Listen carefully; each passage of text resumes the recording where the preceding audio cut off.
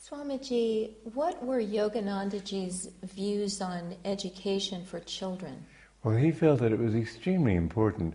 In fact, the first thing he did was to start a school when he was a young man. And he felt that, as the English saying was, as the twig leaneth, inclineth, so doth the tree grow.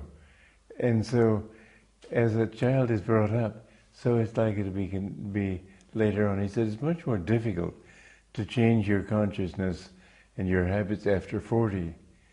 So the formative years are crucial. And if we're going to help society, then we should begin with the children, train them in new ways of thinking, new ways of behaving. I've started schools in which we find that there's cooperative attitudes and kindness being ingrained into them. It's essential. Our school system today is a tragedy, and it's sort of a schooling in atheism. How do our children do under this system? Well, under this system they do extremely well. In the nationwide tests, they test in the top 2 percentile. So what differentiates this system? Well, we teach them values. We teach them that morality is not just a question of the society deciding it's good to be this way, that you, if you live according to the right ways, you will be happier yourself. You will be happier if you share with others and if you take from them. We teach them how to get along with others as well as with themselves better. In our schools you have no bullying. In our schools you have kindness.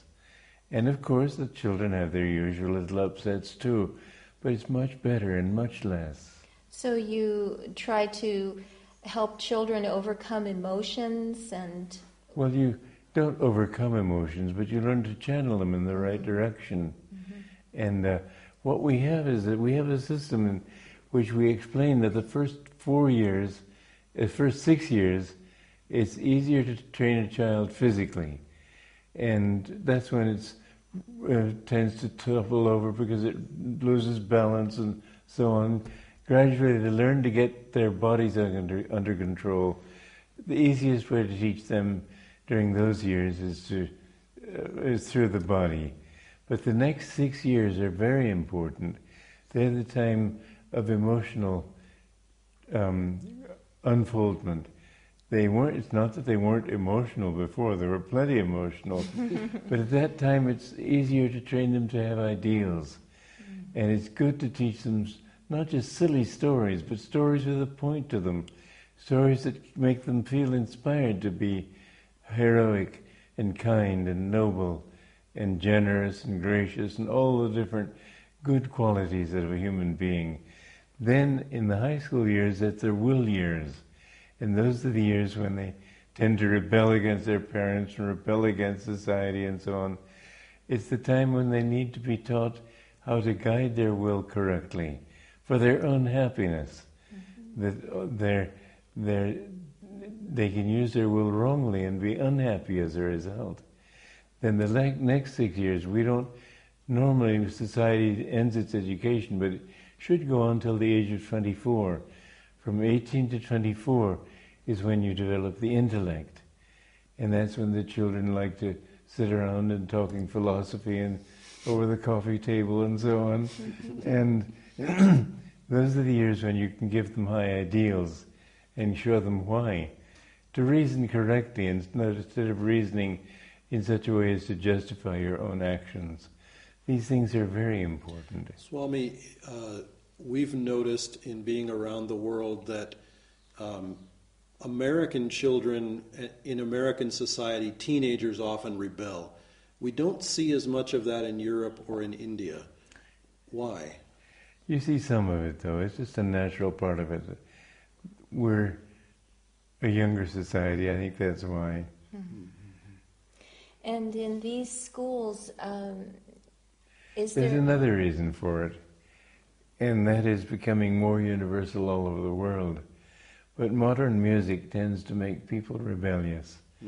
That heavy emphasis on downbeat and that jagged rhythm, throwing them off balance, the music that we have is very important, and people don't realize the damage that they do to themselves by exposing themselves to the kind of music that will increase their sensuality, increase their anger, increase their nervousness.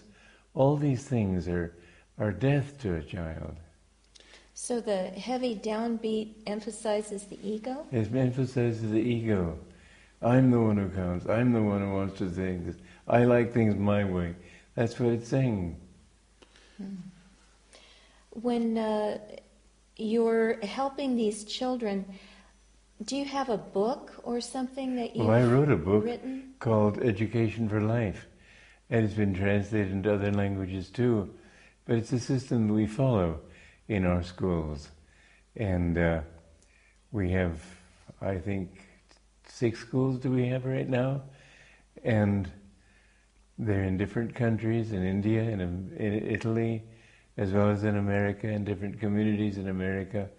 And it's a system that people are beginning to pick up on in the regular schools also, because they find that it's a good thing.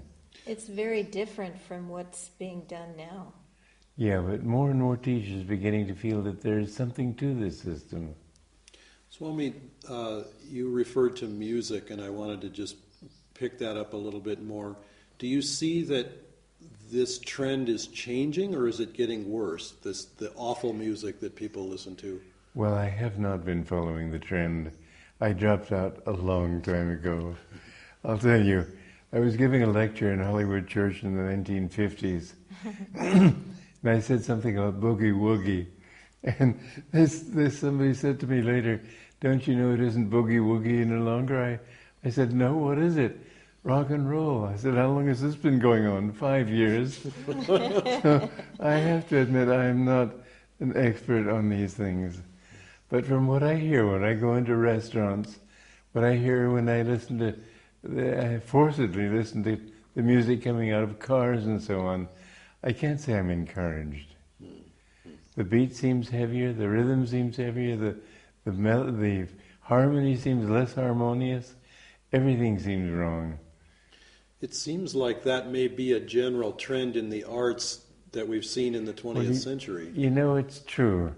When we got away, it's all a good thing in the end, because we've come into an age of energy, and now people are a bit confused as to where to go, because back in the time when matter was their reality, then art was very carefully formed and everything.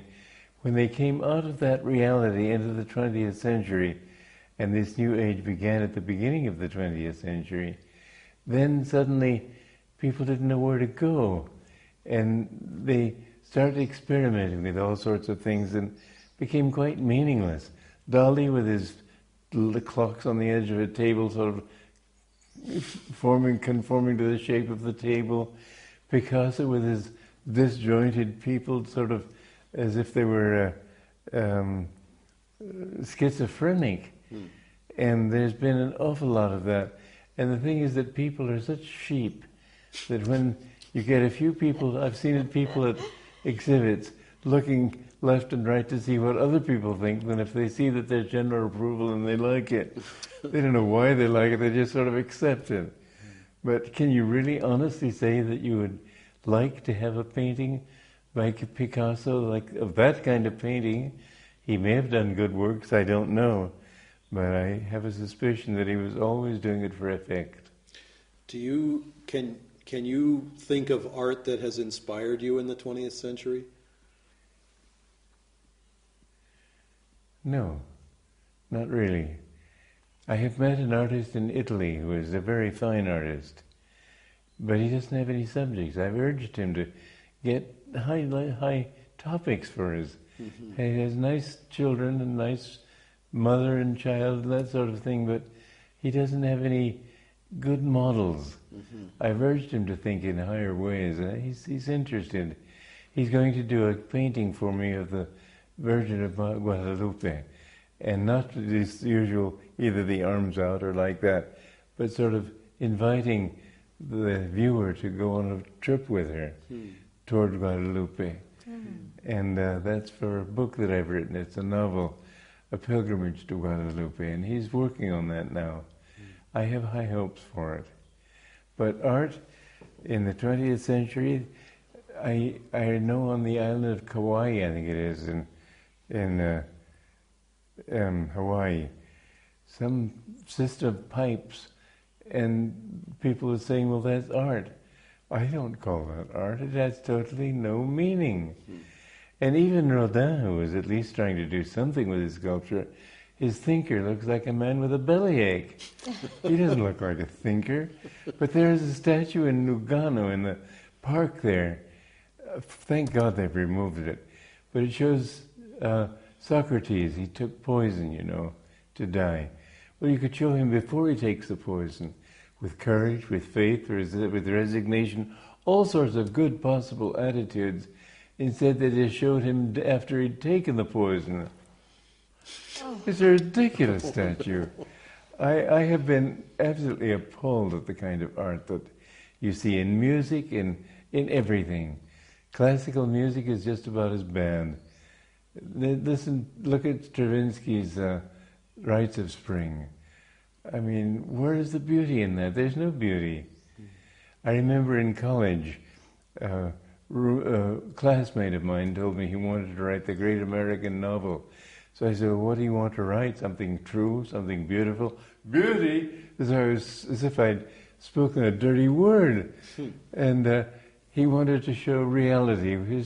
To him, I suppose reality was sitting in the gutter on Saturday nights and retching, and that's reality. To me, reality is sitting on a mountain looking at the whole view. All you can see when you're sitting in the gutter is the gutter.